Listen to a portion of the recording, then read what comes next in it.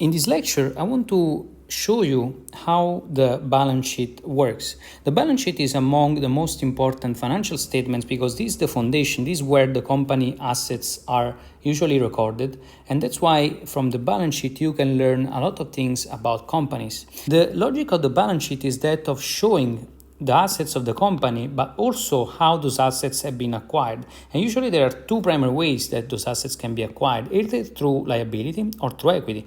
Liability, very straightforward, it's the obligations that the company has. So for instance, if I have a debt, so I have a financing with the bank, for instance of 100K, I'm going to use that to buy assets.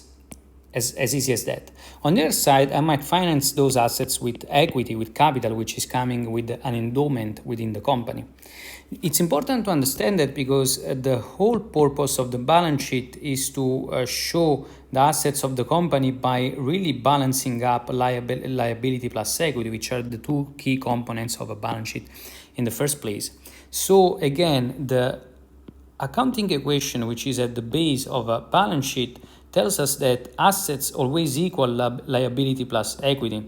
So in order for us to balance this balance sheet, so they need to be equal.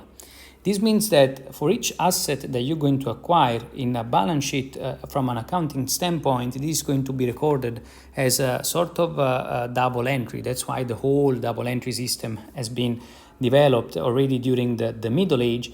It's really a system where you have a single transaction which is going to be recorded in a couple of steps at least, because that's how the balance sheet works. You have an accounting equation which tells you that asset is equal liability plus equity.